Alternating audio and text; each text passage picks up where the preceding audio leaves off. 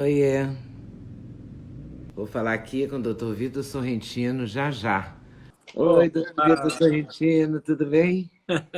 Tudo, e você como é que tá? Tudo certo. Na mais completa desordem, mas tudo certo. Tá tudo certo, mas nós temos que encontrar a ordem dentro da desordem, né, Leda? Senão a gente não consegue viver no Brasil, né? É Então, verdade. Está cada vez mais confuso, né? tá, Ah, Deus o livre. Faz muito tempo não é já, né? fácil, não.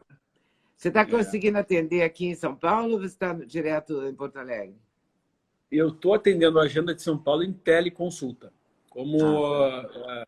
o próprio pessoal, porque como eu atendo em São Paulo, muita gente do Brasil todo que prefere ir a São Uhum. Paulo em algumas épocas do que vir a Porto Alegre, então acabo que, como está difícil de pousar em Porto São Paulo agora está melhorando um pouquinho, né? Eu acredito que mas estava difícil de pousar. Eu me lembro que eu tive que ir a São Paulo uma reunião, eu tive que pousar em Guarulhos para poder me deslocar, daí a função dos carros, da rotatividade. Então, eu estou atendendo, aliás, esta semana agora é justamente a semana que eu estaria em São Paulo e eu estou atendendo essa agenda de São Paulo toda em teleconsulta. Teleconsulta, tá certo.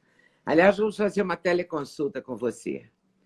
Vamos lá, Você sabe estou aqui. que essa pandemia detonou geral, né? Você sente isso no consultório? As pessoas Sim. engordaram, apertaram o botão do deixa para lá. Como é que foi? Como ela. O grande problema para nós, né, Leda, e para todos nós, é quando a gente não tem uma perspectiva.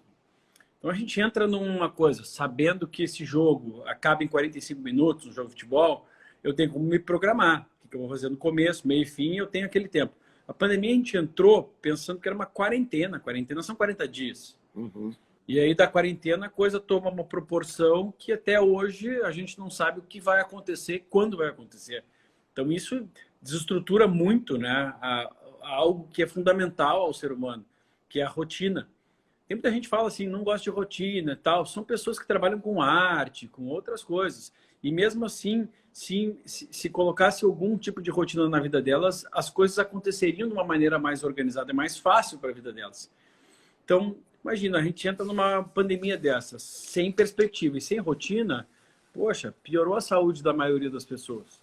E aí tem que ter muita força mental para chegar em algum momento e falar assim, bom, já não sei quando que vai mudar, então ou eu tento ajeitar a minha vida do jeito que está, ou eu não vou, ou a minha saúde vai embora, né? Então muita gente acabou tendo essa preocupação grande. Inclusive, vou te falar que aumentou. Eu já tenho minha agenda já programada sempre para 6 meses, né? Já é Mas, uma agenda complicada. mas houve um aumento desesperador de consultas. As pessoas desesperadas agora com teleconsulta e tudo mais, perdendo literalmente a sua saúde, né? Não só o medo de estarem piorando a saúde no momento que elas estão necessitando de saúde, né? Como também essa luz ligando, assim, bom, se não for para agora, eu vou começar a reconstruir a minha saúde, algo que eu nunca tive essa preocupação tão intensa, mas que agora, por uma próxima, sabe-se lá quando vir uma segunda onda, por exemplo, a pessoa está mais preparada. Ontem eu vi uma pesquisa em que a preocupação com a saúde era uma preocupação de 80% das pessoas. Era uma coisa muito forte mesmo. Talvez tenha aumentado bastante, né, Leda, agora nessa fase, É, porque eu acho que agora, talvez, claro que eu nunca comemorarei um coronavírus de forma alguma, algo que está acontecendo agora, mas uh, nós temos que sempre encontrar pontos positivos dentro da negatividade de alguns eventos que acontecem no mundo, nas nossas vidas. Esse momento das pessoas preocuparem-se mais com a saúde é justamente aquilo que eu venho falando, e tu sabes, há muitos anos, né, de procurar ter saúde e não simplesmente ter ausência de doença. As coisas são muito diferentes. No momento que eu tenho ausência de doença, eu estou suscetível a desenvolver o coronavírus e ter o quadro mais perigoso, que é aquele quadro inflamatório, que pode levar a óbito. No momento que eu tenho saúde, a despeito da idade, independente da idade que eu tenho hoje, por exemplo, eu atendi um paciente meu aqui que eu já tendo a gente brincou há 3 anos, ele tem 72 anos. E ele falou, Vitor, eu sou risco? Eu falei, não. Por quê? Porque tu tem uma saúde para dar e vender. Se tu não tem comorbidades, não tem hipertensão, não tem diabetes, não fuma, faz esporte todos os dias, os exames todos ótimos, tu não é. Agora, mesmo assim a gente garante que algo não pode acontecer de ruim? Não, não há uma garantia na saúde, né? A medicina é a arte da incerteza, é a ciência da probabilidade. Se é uma ciência da probabilidade, a probabilidade dele, mesmo tendo 72 anos, desenvolver um quadro grave é muito baixa. É muito mais baixa do que um jovem, por exemplo, que não se cuida. Então, eu acho que está vindo à tona isso, né? O cuidado com a nossa saúde. E o que seria o se cuidar hoje? É. Agora, a pessoa não se cuidou. E aí agora ela está com medo. A gente está entrando no 4º mês, né? De vida esquisita, né? De quarentena de 4 meses, uma pandemia pandemônica. E agora? Né? Porque a gente ainda não tem o norte, né? Hoje mesmo eu vi, não vai ter carnaval, não vai ter Réveillon, não vai ter não sei o quê, né? A gente está vivendo um momento excepcional. Não. Então, até agora eu não me preocupei, agora eu vou passar a me preocupar. E aí, doutor Vitor? E agora, José? Para onde? Como diria o poeta. E agora, Vitor Sorrentino, para onde? A gente começa do começo, né? Então, qual é o começo de tudo, Leda? É o nosso ritmo circadiano. Não vamos aqui colocar coisas extravagantes do ponto de vista da saúde, de radicalizar, agora você é a pessoa mais saudável do mundo. Não, se não ou fui, agora é o começo do começo. Como é que é esse início? Respeitar o nosso ritmo circadiano, porque não tem remédio mais poderoso do que uma noite de sono bem dormida e um sono reparador. O sono reparador ele acontece no momento certo. A gente começa a ter a expressão de alguns genes. Nossa vida, né? Nosso dia é um despertar de genes e de hormônios e de enzimas ao longo do nosso dia. Então, o ideal seria despertar quando o sol começa a nascer. Então, não preciso acordar tão cedo, mas ter umas 7, 8 horas de sono reparador seria interessante. Isso faz com que às 11 horas da noite nós já devêssemos estar deitadinhos, quase dormindo. O ideal ainda, tu imagina que a gente tem um início do pico de melatonina, que é o hormônio do sono. É um hormônio extremamente antioxidante e modulador da nossa imunidade, começa às 8 horas da noite. Eu não preciso deitar às 8 horas da noite, mas eu tenho que entender que às 8 horas da noite, em grande parte do mundo, já estaria noite. Biologicamente, o nosso corpo esperaria uma calmaria, né? Nós começarmos a se posicionar ao nosso sono. Então, nesse momento, seria ideal uma higiene do sono. Por exemplo, eu estou falando contigo aqui, a minha tela está amarelada. Não tem a luz azul do celular sinalizando o dia para mim. Eu vou subir no meu quarto, lá as luzes vão estar baixas no dimmer, eu vou ter uma luz vermelha. Vitor, mas isso é modernidade. Não, isso aí é R$5 uma luz de LED, que eu posso colar lá na minha parede e acender essa luz vermelha. Que a luz vermelha de baixa intensidade é a única luz que comprovadamente não afeta a produção da nossa melatonina, que seria esse hormônio do sono, que a esse momento já deveria estar começando a elevar. Só isso, Leda, já faz uma grande diferença na vida das pessoas. Associa isso a uma ingestão maior de água e a banir refrigerantes e sucos. São coisas relativamente práticas de fazer nesse momento. Eu estou vendo que não é nada assim, fora do comum. Não é correr 10 quilômetros, né? Que seria uma coisa difícil. Exatamente. Tomar mais água é ok. Eliminar os sucos, ok. Refrigerante também. Vale uma tônica. Mas quando for tomar o gin tônica, pode botar uma tônica, né? Uma tônica que vem ao... Bota tônica zero, né? Mas vale. Exato. Bom, além disso, Leda, eu ainda indo nessa linha da expressão dos genes e do dia, do ritmo circadiano, veja bem que esse tema, ritmo circadiano e seus genes, foi prêmio Nobel há 3 anos atrás, 3 ou 4 anos. Há 3 anos atrás foi bravo, mas há 3 anos ou há 4 anos, que é justamente quem conseguiu comprovar a diferença que faz no peso, na imunidade, na diabetes, no Alzheimer, na hipertensão, respeitar o ciclo genético do nosso ritmo circadiano. Ritmo circadiano, para quem não sabe, é o de dia, de noite, respeitar o estresse mais de dia, menos de noite, comer mais de dia do que de noite, ter mais estímulo visual de dia do que de noite, exercícios mais de dia do que de noite, evitar dormir muito tarde, evitar comer muito tarde. Então, essas coisas que, basicamente, sempre se soube, né? Mas não se sabia cientificamente o peso, o impacto que isso provocava na nossa saúde. Então, começar com isso, com mais ingestão de água, diminuindo açúcares. E vamos ver assim, Poxa, mas eu gosto tanto de açúcar. Diminuir é uma coisa possível. Excluir, às vezes, fica muito distante da nossa realidade. Comer mais comida de verdade, que é desembalar menos, né? Descascar mais. Poxa, eu estou a fim de comer alguma coisa hoje no meio da tarde. Eu procuro comer, se eu estou mais em casa, eu tenho possibilidade de comer ovo, uma carne, uma fruta, uma batata, qualquer outra coisa, ao invés de descascar um biscoito. São coisas possíveis. Não todos os dias? Não, não tem necessidade de ser todos os dias. Mas hoje eu estava conversando com uma paciente minha que já estava tratando para emagrecer e tal, e conseguiu um grande avanço. Ela falou assim, e agora? Eu falei, bom, agora conheça os teus inimigos. Como assim, Vitor? Qual é o teu maior inimigo?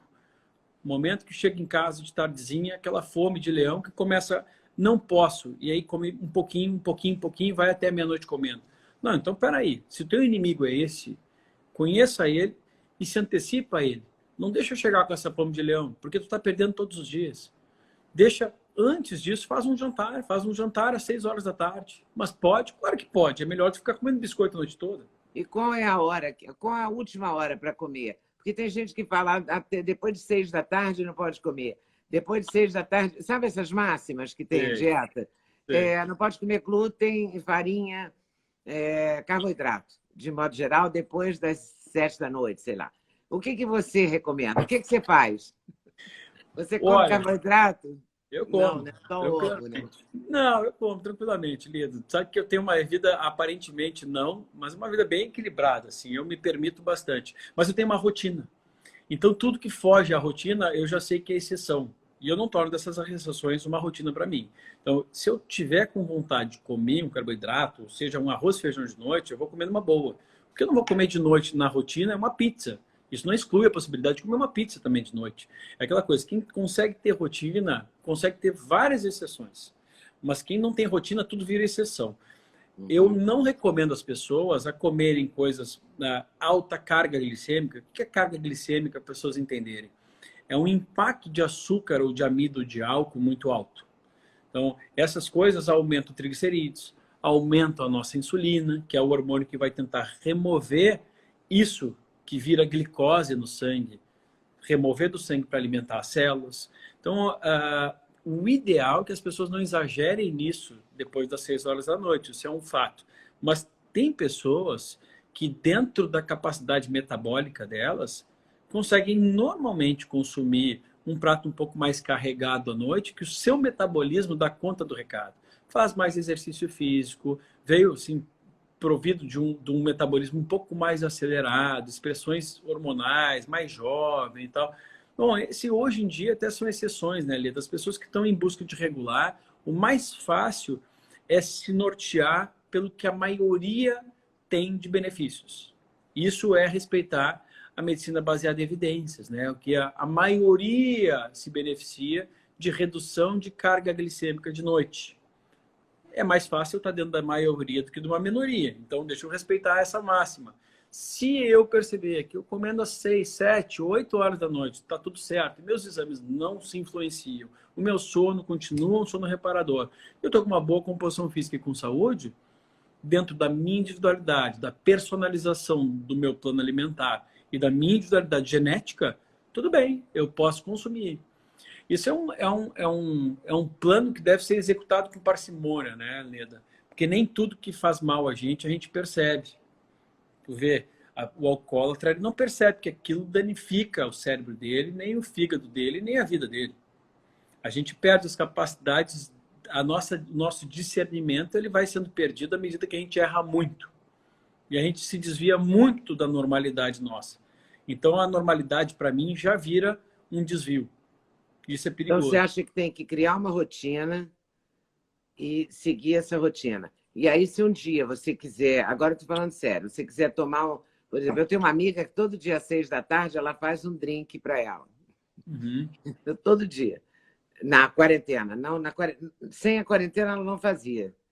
Mas na quarentena ela me disse que está fazendo todo dia um drink às 6 da tarde. E ela segue uma... Ela é muito rígida com a alimentação e tal. De não comer, de não abusar e tal.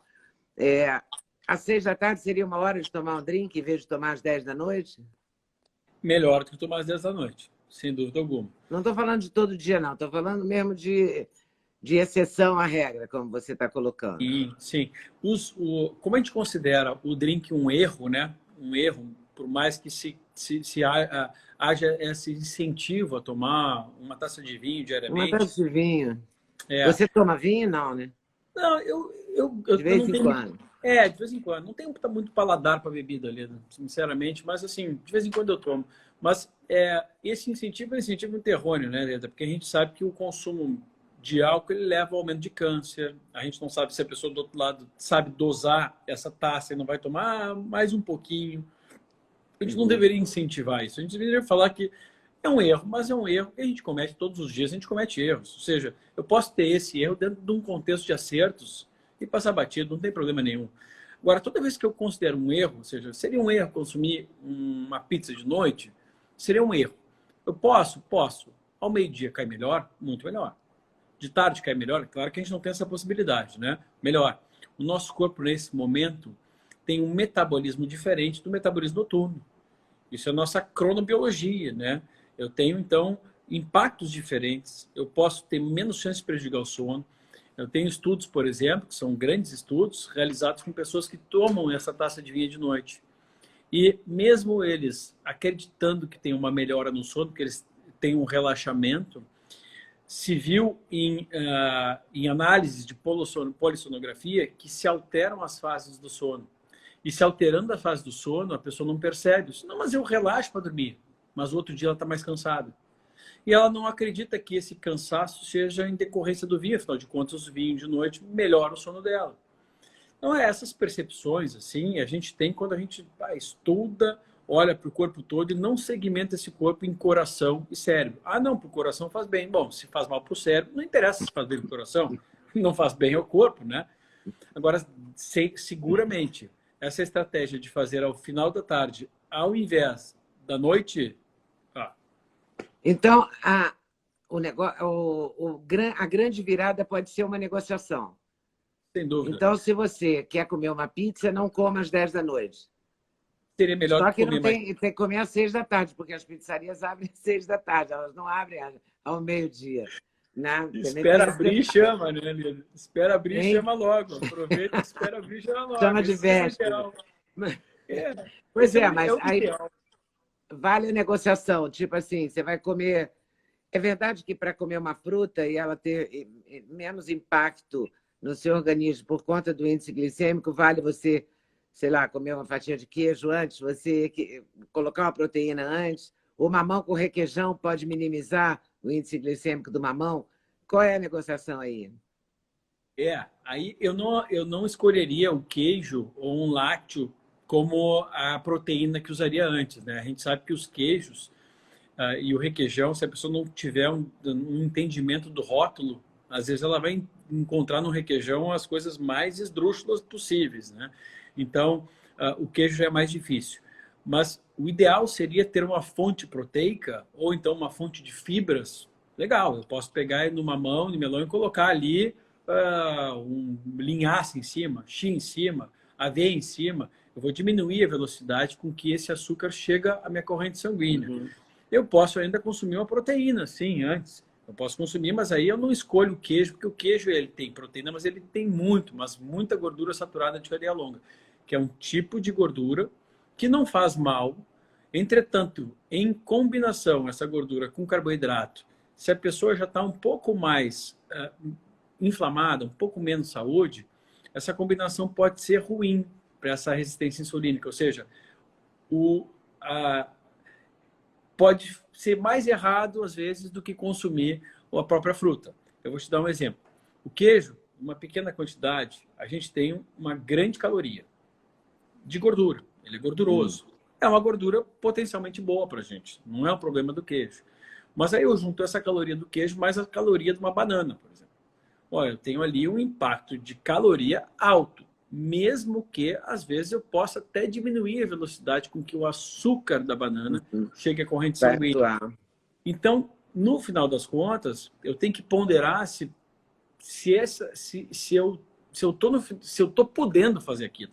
Porque tem gente que vai ter que restringir um pouco de caloria também. Então, para estas pessoas, talvez ingerir uma carne, né, Claro que não tem nada a ver uma coisa com outra. Vou comer uma carne com banana, mas comer alguma salada com carne antes, depois na refeição, ter como a sobremesa uma fruta, seria mais positivo. Ou então misturar canela nessa fruta, misturar aveia nessa fruta, que tem uma quantidade de fibras boas, e diminui um pouco o impacto dessa glicose do meu sangue. É uma arquitetura, né, Leda? É uma arquitetura. A aveia, então, é uma parceira, né?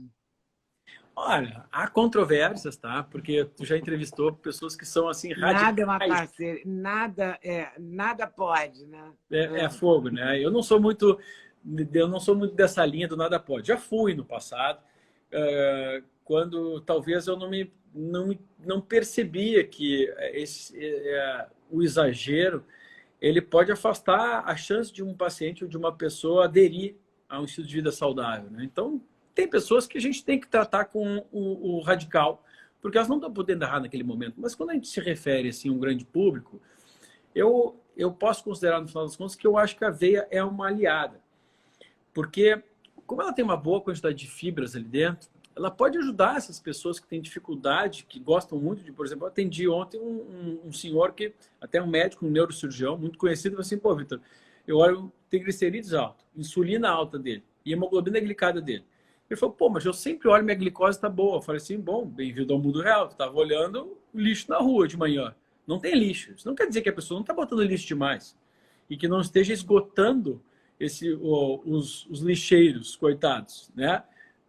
Tá entregando demais. Um sinal disso é o triglicerídeos. Ele, não, mas na minha idade, os triglicerídeos não tem que ser um pouco mais tranquilo. Eu falei, bom, eu posso até ser um pouco mais tranquilo com o triglicerídeos. O problema é se a glicose normal, triglicerídeos que tu está considerando normal, mas uma insulina, que é o hormônio que reduz a glicose do sangue, lá no alto. De manhã deveria, o ideal está ali abaixo de 10. Se fosse um pouco mais preciosista, abaixo de 6. Eu estava com uma insulina de 22. Poxa, mas nunca ninguém me pediu, um neurocirurgião conhecido, né? Um cara com uma vasta experiência. Eu falei, poxa, estão deixando de solicitar exames muito importantes, porque no seu caso já tem uma resistência à insulina. Perceba que a insulina ela entra para tirar a glicose do sangue e depois ela baixa. E se ela não baixou de uma noite inteira de jejum, imagina a hora que come. Se eu acordo com 22, primeira refeição ela vai 80.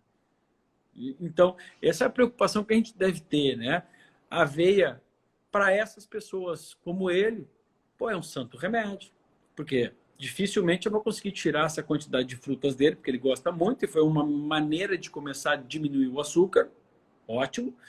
Mas se eu encontrar uma aveia em cima, uma linhaça em cima, botar uma canela em cima, poxa, eu diminuo a velocidade com que essa aveia... Ou seja, pode ser que eu diminua a hemoglobina glicada, que é a quantidade de hemoglobina que está estragada pelos picos de açúcar no sangue. E acaba sendo positivo para ele. Eu não gosto de radicalizar, né, Leda? Aparentemente, quem me conhece acha que eu gosto, mas eu tenho que dançar conforme a música. Vamos fazer o certo, às vezes o meio certo, e às vezes o menos errado. E tá tudo certo. O jejum. Você e o jejum. Eu sou super adepto há muitos anos, né, Leda? Porque o jejum, ele é natural. Eu sou muito reflexivo. Por que o jejum está em alta? O que aconteceu? Que o jejum ficou assim com o status que ele não tinha antes. Não é 2 anos atrás ou 1 ano atrás, ninguém falava em jejum. 1 ano falava, 2. Ou eram raras as pessoas que faziam jejum intermitente. Agora é super na moda. Pois é. Eu acho que foi. Qual que é o benefício do jejum, efetivamente?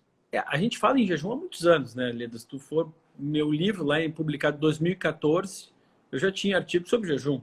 Então, assim, já se fala, para quem estuda mesmo, já se fala. E para quem entende racionalmente a fisiologia do ser humano, já se pensa em jejum, porque seria natural o ser humano não ter comida em alguns momentos da vida. Então, ok. Mas a partir de uns 3 anos, mais ou menos, que teve um ganhador de um prêmio Nobel de Medicina que explorou o tema jejum, não intermitente, mas o tema jejum e os benefícios de jejum.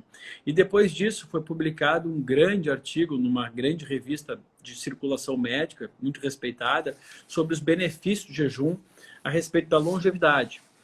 E depois disso, então, muita gente começou a falar, pô, então o jejum realmente faz bem. Bom, Eu não precisava de um artigo científico para me falar que o jejum é natural, né? Biologicamente é natural. Então, juntou aí a fome com a vontade de comer.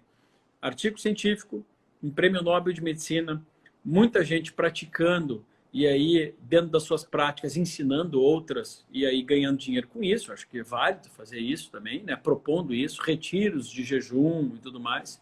Mais uma comunidade religiosa que então encontrou ali o alento ao que fazia já há muitos anos, né? Pô, já se pratica o jejum em algumas religiões.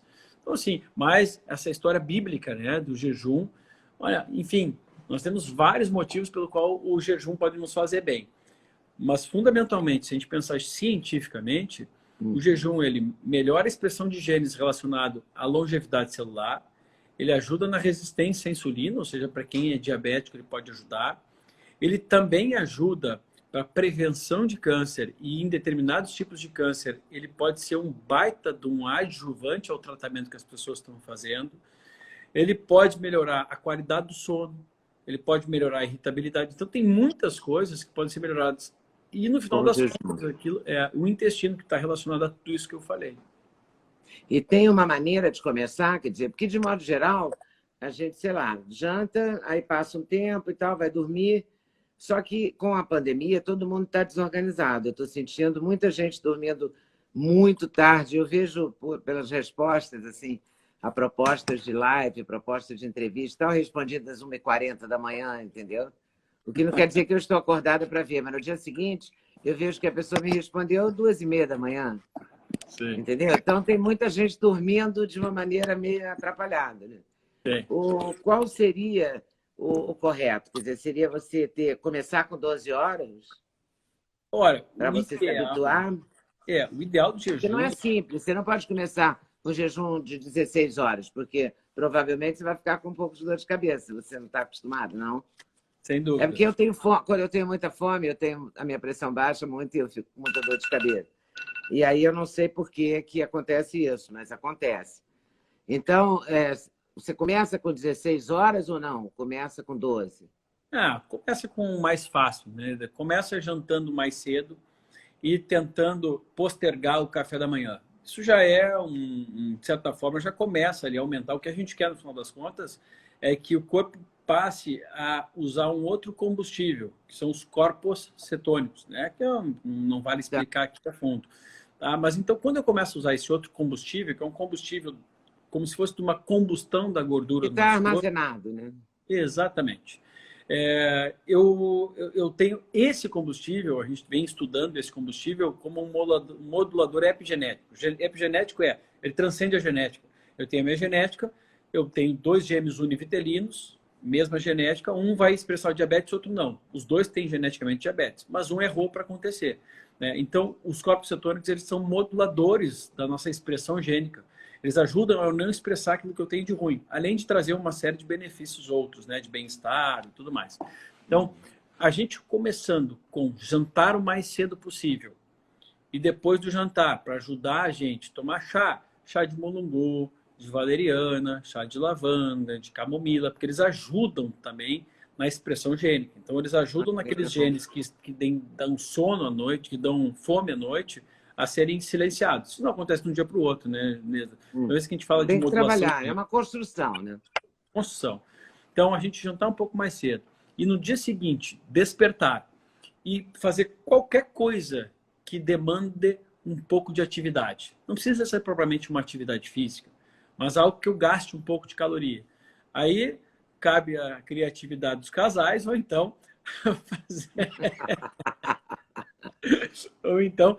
caminhar um pouquinho, fazer as atividades de casa e tudo mais, para deixar esse período passar um pouquinho. Muita gente percebe que aquela fome inicial, ela consegue ser modulada quando eu desvio um pouco minha atenção e vou fazer outras coisas. Quanto mais tarde eu tomar meu café da manhã, ou, quiçá, eu consiga chegar até o almoço sem ingerir nada, e tomando chá, pode ser até café, coisas que possam... dá uma percepção nossa que nós estamos ingerindo algo sem ingerir, né? O sabor no líquido. Chá, café e água. Exatamente. Então, a gente tem os benefícios do jejum já com pequeno esforço. Jantar um pouco mais cedo e postergar o café da manhã. Quando a gente evolui nisso, né, Leda, a gente começa já a jantar mais cedo ainda e postergar o café da manhã, postergar inclusive o almoço. E esse é algo que, para quem fica em casa o tempo todo, não é tão fácil, né? Porque nesse momento a gente tem a geladeira à nossa frente e parece que a gente tem um ímã dentro da geladeira aqui para consumirmos algo. Mas postergar não é difícil. O que é difícil de pular refeições em casa, estando em casa, porque a geladeira fica lá na frente. Mas postergar não é difícil.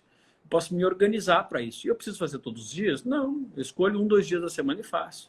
Eu, por exemplo, sempre dou uma sugestão aos meus pacientes ou às pessoas que um dos dias mais interessantes de fazer isso seria propriamente domingo, onde geralmente a gente tem aqueles almoços em família, para quem ainda está conseguindo conviver com a família nesse período, né?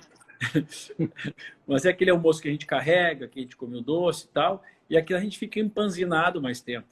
Então já seria um ótimo momento assim, pô, deixa eu dormir hoje um pouco mais cedo, para acordar bem na segunda-feira, que já é um dia que muita gente tem dificuldade. E janto mais cedo, e segunda-feira acordo bem e naquela função. Ó, segunda-feira eu começo. Tudo bem, então comece mesmo segunda-feira, nem que seja toda segunda-feira. Faz esse jejuzinho. Mas essa ideia de domingo é interessante. É o mais prático. Porque se você fizer um almoço mais pesado domingo, você posterga mais a alimentação de noite, né? Ninguém almoça tarde e janta domingo, né? Não é um dia de jantar. Não é. Não é. Agora eu quero falar com vocês 2 coisas antes de acabar essa live. Uma é a depressão, a ansiedade, etc., que eu acho que também está muito forte. As pessoas estão se queixando de uma tristeza, de uma compensação. Eu não posso ficar sem chocolate, já que a minha vida é tão ruim e tal. Eu não sou chocolate, então eu fico muito à vontade para falar isso. Porque quando a gente quer legislar em causa própria. Né? Uhum. Mas esse não é o meu pecado. Tá? O meu erro não é o chocolate. Então, e tem gente que fica mal mesmo se não come o chocolate. E tem muita gente deprimida, muita gente triste, com razão ou sem razão, ou porque está sem trabalho, ou porque está com a vida sem ver amigos, enfim, né? É real. E a outra é a suplementação. Vamos começar pela suplementação, que eu acho que ninguém vai ficar mais interessado na medida em que zinco e vitamina D estão na ordem do dia. Né? Todo mundo fala, repõe a vitamina D. Você fala há anos, com K2, não é isso? Isso. Aliás, o queijo Gouda e o Brie tem K2. Tem K2. Porque eu adoro queijo, eu sou mineira, então eu tô tentando. Aí eu estou defendendo em causa própria, entendeu? A suplementação, Leda, é algo assim... É muito racional a gente pensar que hoje o nosso alimento ele já não traz mais aquela carga nutricional que ele já trouxe um dia. Né? É natural a gente entender que os processos de plantio modificou, esse solo vem sendo replantado. E eu não vou nem fazer crítica ao replantio ou ao uso de defensivos ou nada. Na verdade, basicamente, nós temos uma concentração, isso cientificamente comprovado, menor de micronutrientes, vitaminas e minerais nos alimentos hoje do que tínhamos no passado. Só que, paralelamente, nós temos um aumento da expansão da quantidade de vida, né, que é o anos de vida. Nós temos um aumento da utilização da nossa máquina, nós temos mais estresse, mais poluentes, menos sono, qualidade de sono. Então, perceba que eu estou fazendo com que um carro vire Uber, o meu carro, que saía para passear ou para trabalhar, vira Uber, passo o dia inteiro na função, eu desgasto mais a minha máquina e eu entrego uma gasolina de pior qualidade. É natural de esperar que esse carro vai bater mais cedo. Desgaste. Então, o que a gente pensa? Aqueles nutrientes que sabidamente sabemos que os alimentos estão empobrecidos, como o zinco. O zinco a gente tem uma quantidade um pouco maior em carnes. Quem que tem dinheiro para comprar carne hoje todos os dias? Número 1. Segundo, quem consegue processar bem essa carne e extrair o zinco dela. Porque o processo digestório da carne ele é um pouco mais complexo. Né? Eu preciso ter uma boa acidez no estômago. Percebo que as pessoas, com o passar dos anos, elas vão tendo um pouquinho mais de dificuldade com carnes. Porque o processo fica mais lentificado, o intestino às vezes tranca um pouco mais. Então, o zinco é um deles. E os nutrientes, eles conversam entre si. Né? Então, eu não posso ter uma quantidade de zinco sem ter uma quantidade de cobre. Se eu estou fazendo uma suplementação de ferro, eu atrapalho a vida do zinco. Então, o zinco ele precisa entrar, mas eu também preciso nessa função antioxidante do selênio. Então, assim, os nutrientes eles se conversam. Apesar do zinco, ele está muito relacionado ao processo viral. Isso já há muitos anos nós sabemos. Então, a complementação de zinco acaba Por isso sendo... que ele está tão enfatizado nesse momento do coronavírus. Exatamente. Até uma das funções da hidroxicloroquina seria facilitar essa entrada de zinco dentro da célula e, com isso, dificultar que o vírus utilize o nosso maquinário para poder se replicar. Bom, a vitamina D já é pandêmico, realmente, né? Porque nós temos uma dificuldade hoje de exposição ao sol por conta do trabalho dentro de ambientes fechados. Então, tu já entrevistou também pessoas que entendem muito de vitamina D. O Cícero, por exemplo... E vou entrevistar o doutor Cícero Coimbra agora, essa semana, sábado. O Cícero é a maior autoridade no Brasil em vitamina D.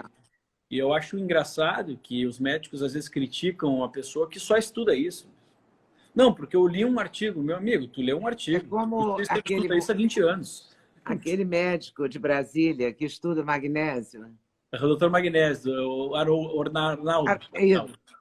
Ele. Quem sabe mais de magnésio do que ele? Ninguém. Então, como é que a pessoa tem a pacha? Às vezes é literalmente isso. É o médico que tem a pacha de falar que o Cícero, que tem doutorado, pós-doutorado, estuda 20 anos só vitamina D, só isso. Ninguém tem mais experiência que vitamina D que ele. Fala que ele não faz ciência. A pessoa tem muita cara de pau de falar isso, né? Eu posso defender porque assim, o Cícero eu conheço ele, não somos amigos, mas a gente conhece. Já dei aula em congressos com ele. Verdadeiramente um anjo, Leda. Eu já entrevistei quando ele estava tratando um rapaz com aquelas doenças degenerativas. Isso. E ele levou o rapaz ao Sem Censura. Eu fiquei muito impressionado com aquilo. Não vou entrevistá-lo sábado. Mas então a gente repõe o zinco, repõe a vitamina D, toma o sol, né, para dar uma metabolizada nela. Se a gente quiser ser um pouco mais preciosista, né, a gente consegue aferir os níveis de vitamina D no sangue e aí personalizar isso. A gente consegue aferir os níveis de zinco no sangue e personalizar isso. E o magnésio? O magnésio, eu também sou um fã de magnésio, né? Eu li o livro do Dr. Magnésio há muitos anos. Aliás, o Dr. Magnésio tem 80 e poucos anos. Incrível, né? Uma lucidez. Vou pedir a ele para fazer uma live comigo, porque eu queria ir a Brasília. Eu tinha até marcado, ele tinha marcado comigo de ver São Paulo. Mas eu acho que foi no meio dessa pandemia, dançou. Mas uma live ele podia fazer. Vale a pena, Leda, porque é um cara eu acho ele mal barato. Ninguém entende mais de magnésio do que ele no Brasil. Então, o magnésio eu já sou adepto há muitos anos, eu prescrevo há muitos anos, e realmente a gente não temos uma quantidade suficiente de magnésio na maioria das regiões do nosso Brasil, do nosso solo. O solo brasileiro é muito ruim de magnésio. Então, a suplementação de magnésio, para muitas pessoas, é praticamente milagrosa, porque tem pessoas que melhoram a pressão ao suplementar, tem outras pessoas que melhoram o sono, outras regulam o intestino, outros, enfim, tem uma infinidade de potenciais, assim como a vitamina D também tem. Vai acontecer com todo mundo? Não. Mas para quem tem condição de fazer esse tipo de suplementação, veja bem, o magnésio é baratíssimo, né? O magnésio PA, esse que a gente compra em farmácia, não custa R$2 um saquinho, né? Não, saquinho não, um pool de saquinhos. É aquele que a gente mistura na água? Exatamente. Então, assim, são suplementos que... Dizem que ele melhora dores articulares. Eu já comprei vários caixas de potes daquilo e não achei que melhorou. Mas eu também não sou muito persistente, assim. Não sou disciplinada, que nem Vitor, que nem Duda. Eu sei disso. Não sou. Então... Uma mosquinha me contou, sabe? Eu imagino. Então... Até sei, conheço a mosquinha. Então, são suplementos que valem a pena, sabe? Até pegando o gancho da depressão, sabe que tem estudos associativos. A gente não pode inferir causalidade, né? Mas as associações são interessantes. Ou seja, tem estudos mostrando que as pessoas que têm menos vitamina D costumam ter mais depressão. Não é por conta da falta de vitamina D, provavelmente ela está também influenciando metabolicamente isso, porque ela é importante para o nosso intestino, ela é importante para mais de 10% da nossa genética, ou seja, provavelmente tem uma influência, mas sim, as pessoas que se expõem mais ao sol, normalmente elas têm menos depressão. Os países mais escuros, as pessoas têm mais depressão. O magnésio, nós temos estudos mostrando da importância do magnésio, aí estudos mais clínicos mesmo, ensaios clínicos, mostrando da importância do magnésio na ansiedade. Às vezes tem pessoas, ensaios clínicos, né, randomizados, mostrando pessoas que utilizaram magnésio, outros não utilizaram, diminuindo a escala né, são perguntas que a gente faz, a pessoa responder, a escala de grau de ansiedade. Então, Nossa, e a ansiedade é uma das coisas mais gritantes nesse momento. então, Todos os estudos estão mostrando isso. pois é, Porque não tem como fugir da ansiedade. Você não sabe o que vai acontecer amanhã. Você não sabe quando a sua vida se vai voltar ao normal, que normal vai ser, né? e já Não dentro tem como de um não ficar contexto, ansioso. não, dentro de um contexto de um país que é considerado o país mais ansioso do mundo, né? As pessoas O Brasil é consideram o mais ansioso do mundo. as pessoas consideram, porque isso é uma coisa subjetiva, né? A gente pergunta para as pessoas. Então, eu respondo, se tu perguntar, faça um exercício, quem está nos assistindo aqui, pergunte para você mesmo, se for mulher principalmente. Sou ansiosa? 99% das mulheres que estão nos assistindo aqui vão falar sou. Tá? E ansiedade não é um estado de ser, é um estado momentâneo. Então, como é que eu sou ansiosa se eu posso estar ansiosa nesse momento só? Não, eu tenho uma característica de ficar mais ansioso. Né? E num país onde as pessoas consideram-se muito ansiosas, então virou assim, ser estressado, ser ansioso virou algo até assim, para me desculpar de algo. Né? Não, eu sou estressado. Não, é um cara que trabalha muito, tem que falar que é estressado. Porque senão não é uma pessoa bem-sucedida. Ou alguém que não tem tempo para fazer exercício, ele vai falar, não, porque eu sou estressado. Mulheres, você come um pouco errado, não é a ansiedade que faz eu comer. De fato, né, prejudica muito. A ansiedade, ela tem um nível que ela pode até nos ajudar. Principalmente, e eu sempre falo disso, quando a gente consegue separar a ansiedade em duas vertentes. O que é expectativa e o que é esperança. Porque se eu transformo essa ansiedade em esperança, ela muda completamente a minha vida. Eu estou esperando que isso melhore e eu consigo montar um caminho para que isso melhore e eu consigo me concentrar nas coisas boas. Se eu tenho expectativa, ela acaba sendo a antípoda da razão. Eu não consigo ter razão quando eu tenho uma emoção alta. Né? Então, essa expectativa de algo, muitas vezes eu crio o caminho da derrota o tempo todo e acabo sendo atraído por isso, né? A lei da atração. Então, e a ansiedade, Leda, ela está muito relacionada, por incrível que pareça, com a depressão. Porque hoje a gente fala muito de a imensa maioria das pessoas que têm depressão, elas têm um estado que nós chamamos de neuroinflamação, que é uma inflamação não percebida como inflamação, porque ela não é palpável com dor, mas é uma inflamação que ela é levada através de uma informação do intestino, conexão com o cérebro através de um nervo que chama nervo vago, a gente chama de eixo intestino-cérebro, e essa neuroinflamação provocada por hábitos alimentares principalmente e por estresse condicionam uma situação cerebral neurológica de eu não conseguir produzir os neurotransmissores que me deixam com bem-estar e eu produzo mais aqueles que me deixam mais excitado. Esse excesso de excitação, né, pode me levar à ansiedade, a depender do meu jeito de ser, e pode também culminar nessa falta de serotonina e tudo mais, a chegar um momento de eu me sentir deprimido, porque eu não tenho mais aqueles hormônios, neurotransmissores que me deixam relaxados e com situação de bem-estar. Então, a neuroinflamação está na base de grande parte das pessoas que têm depressão. E está tudo relacionado, né? E o probiótico pode ajudar, não? Olha, não para todo mundo, mas existem estudos interessantes mostrando que para algumas pessoas ele acaba ajudando. Então, assim, tem pessoas que podem se prejudicar com o probiótico, né, Leda? Ah, é? As pessoas que estão ali numa situação de desbiose muito intensa, de desequilíbrio das bactérias do intestino muito intensa, e que, porventura, já estão com um excesso de fermentação, que, assim, é tão desequilibrada essa flora, que é a microbiota intestinal, que ela já chega a alimentos e ela está fermentando tudo errado, excesso de gases, cólicas, às vezes até a sensação de gastrite, refluxo, que se ela coloca probiótico ali, pode ser que ela passe a fermentar ainda mais e prejudicar aquela função dela. E ela vai relatar, poxa vida, mas eu usei, comigo não funciona. Não, não é que não funciona.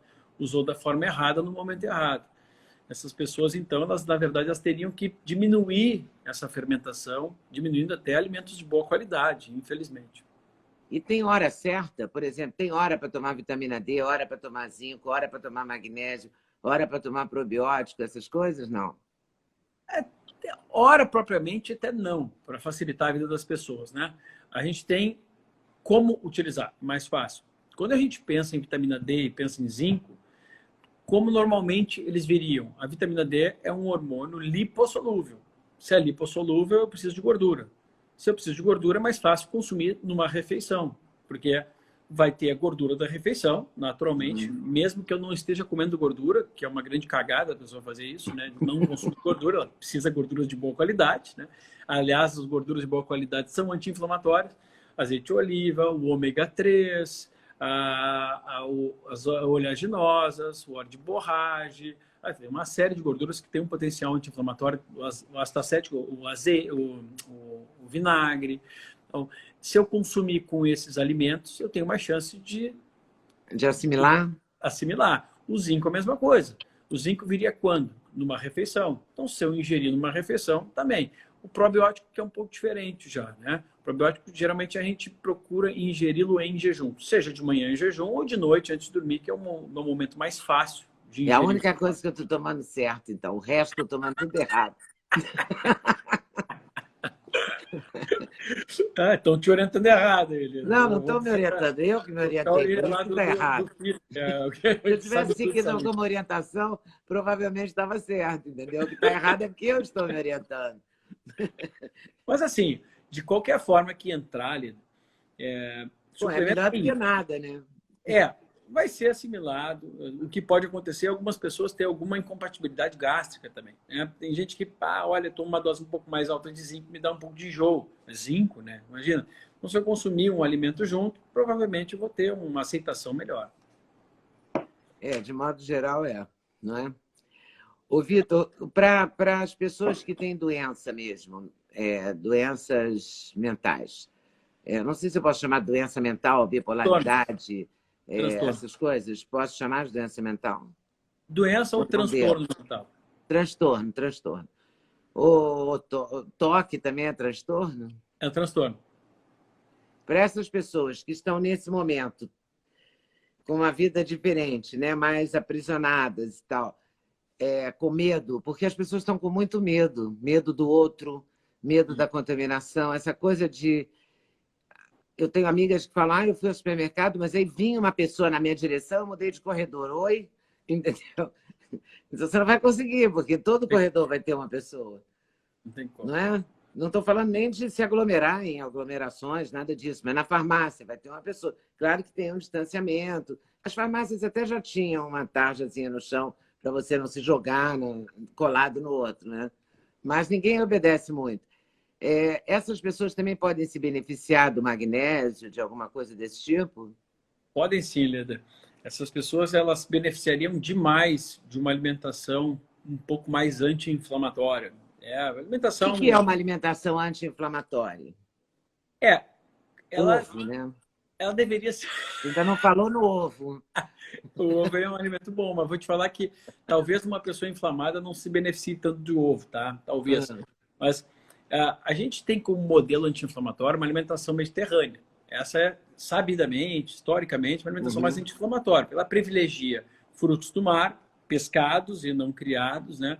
Além ômega 3, uma proteína de boa digestibilidade, azeite de oliva, que é ácido graxo monoinsaturado, ou seja, gordura monoinsaturada, uma gordura boa, que a gente consegue encontrar nas oleaginosas, nas castanhas, que a gente consegue encontrar também no gergelim, que a gente consegue encontrar em vários vegetais, a gente consegue encontrar mais monoinsaturado. Mas lembrando que a gordura do porco também tem monoinsaturado, tá? Não é ser vegetariano, tá? Que pode ser positivo para a pessoa também.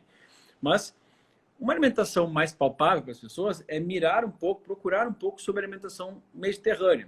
Para a maioria das pessoas, isso vai cair bem, até porque muda o compasso da alimentação da pessoa. O que a gente sabe hoje é que quando a gente vem pontuando a mesma alimentação sempre, o nosso corpo acaba reagindo um pouco errado a alguns desses alimentos. É a repetição que não aconteceria na natureza. Quando a gente muda o perfil dessa alimentação, sempre para algum plano bom, geralmente ele provoca um efeito adaptativo positivo e um efeito anti-inflamatório também, porque eu encontro outros recursos para poder executar as mesmas funções. Isso é positivo. Agora, essas pessoas, Leda, se a gente for pegar em coisas mais práticas, porque essa alimentação elas vão pesquisar um pouquinho e tal, eu acho muito importante alguns conselhos.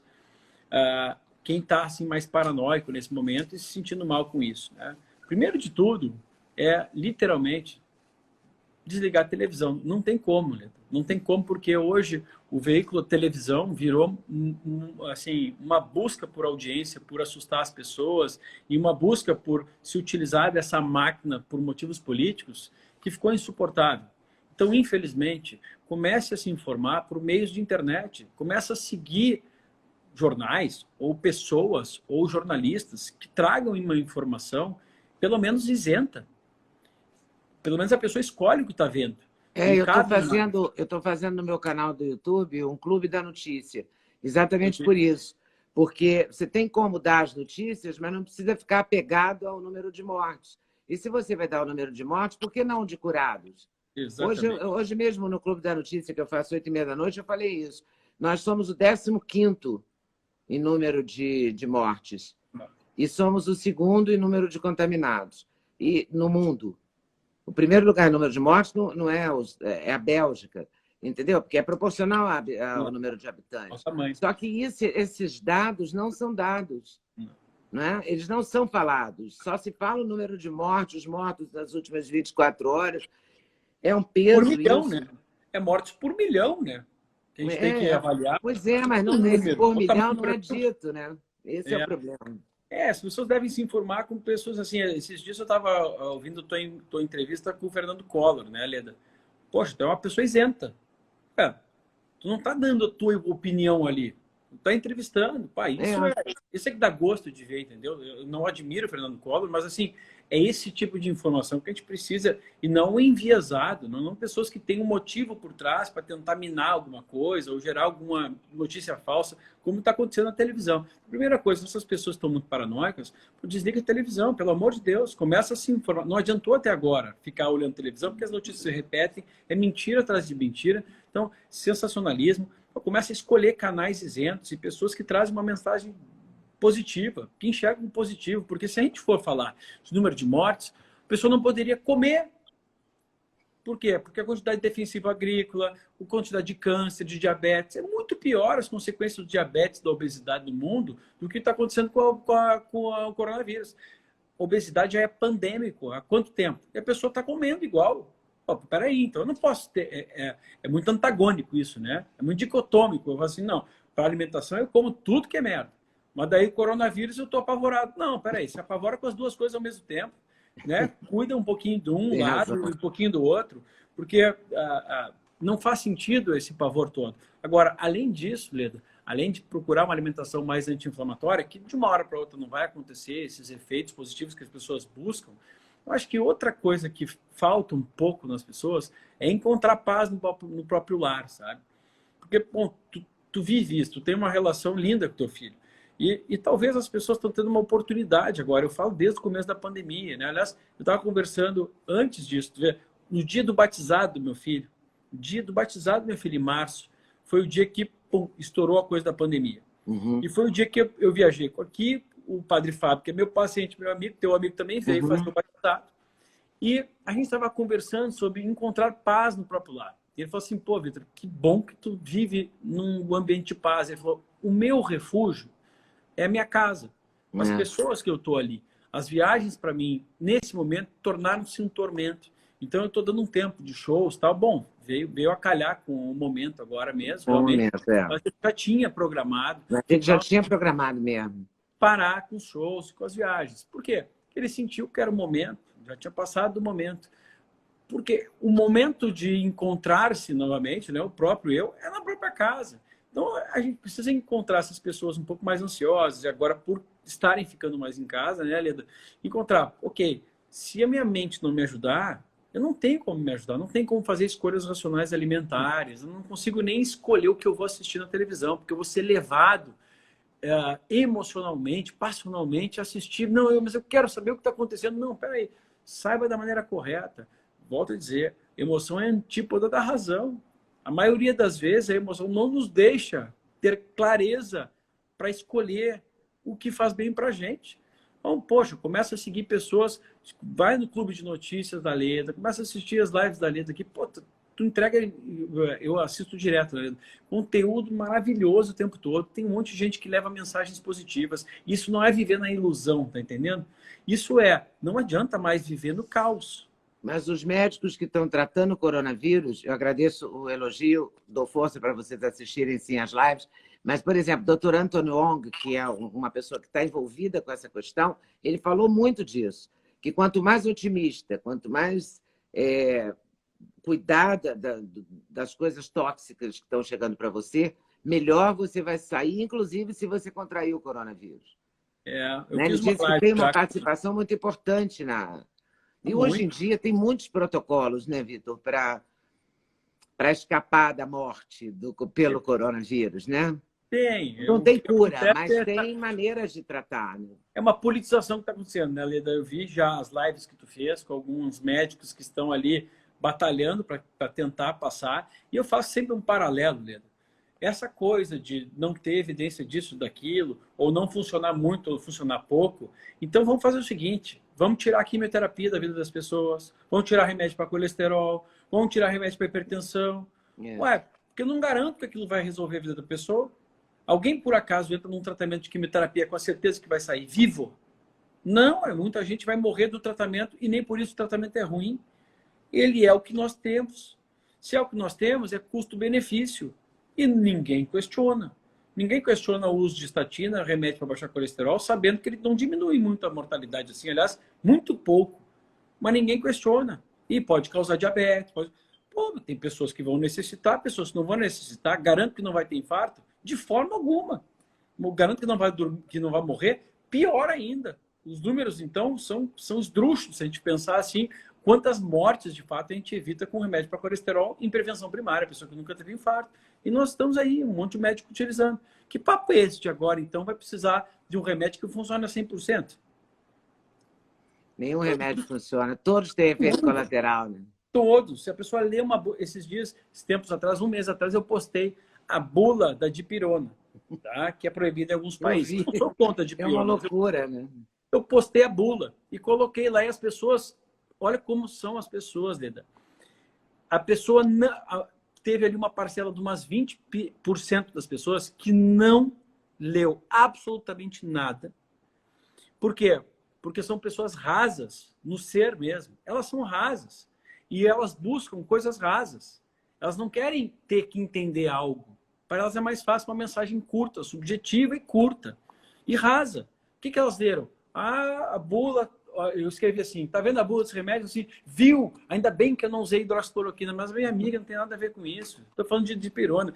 As pessoas estão assim, se tu vê minhas lives aqui, ou as tuas próprias lives, que ficam gravadas, vai ter gente que fala assim, viu, os primeiros 5 minutos vão lá dar uma opinião de merda. Assim, poxa vida, por que tá dando sua opinião se não ouviu o resto?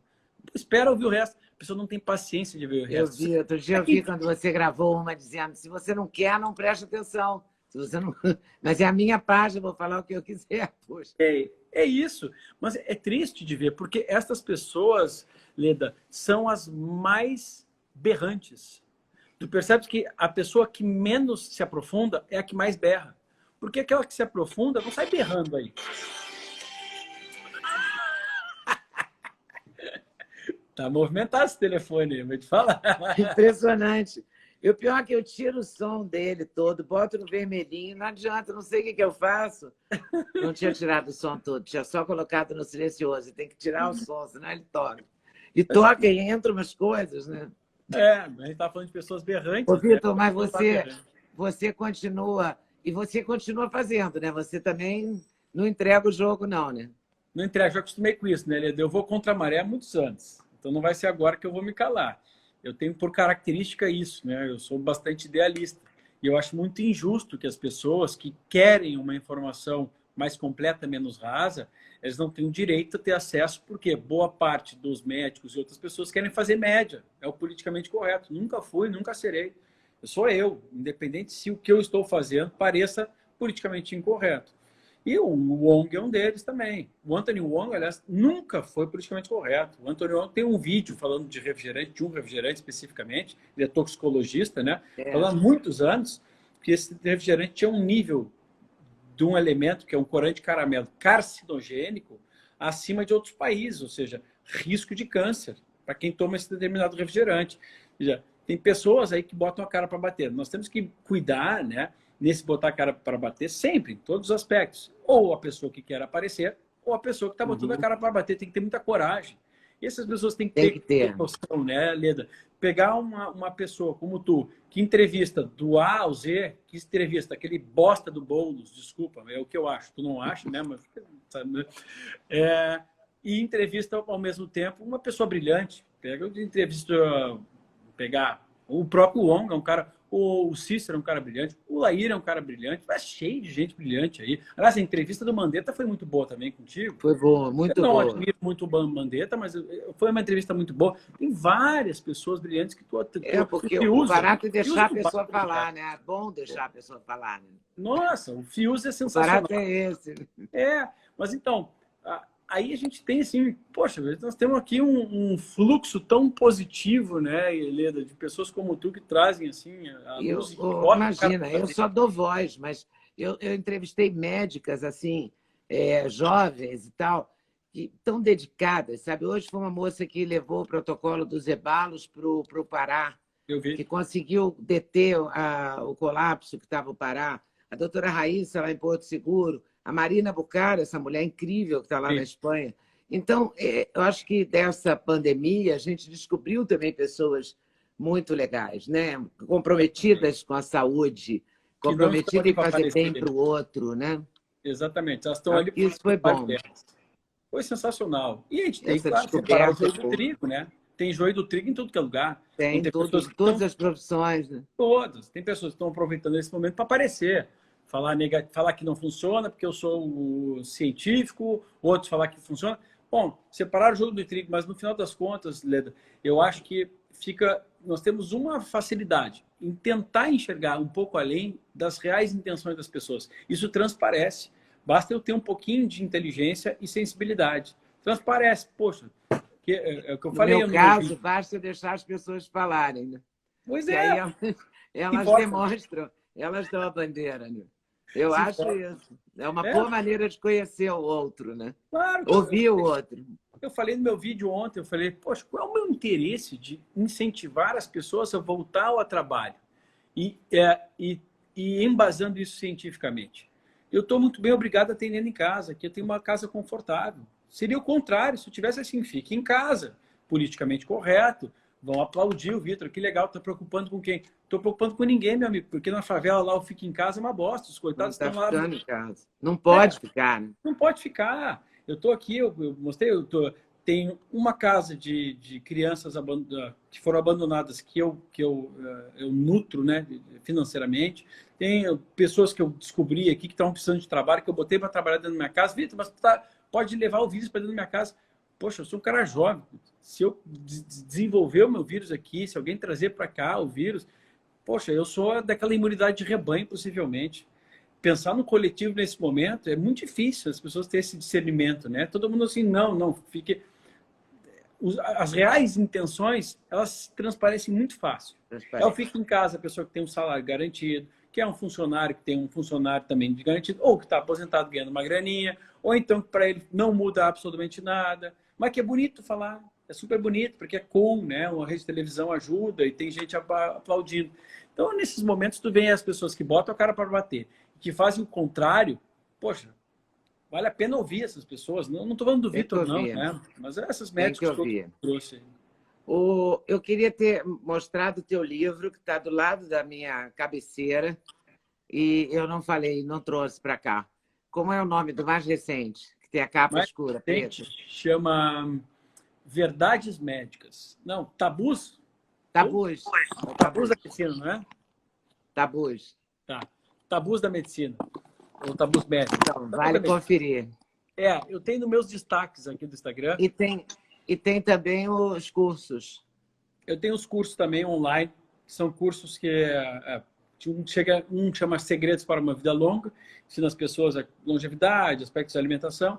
O outro chama Saúde no Coração, que é um curso voltado mais para aquelas pessoas que têm histórico familiar de doenças cardiovasculares, ou têm receio, medo de desenvolver essas doenças, ou têm essas doenças, aprenderem o mecanismo dessas doenças e como eles conseguem se cuidar melhor.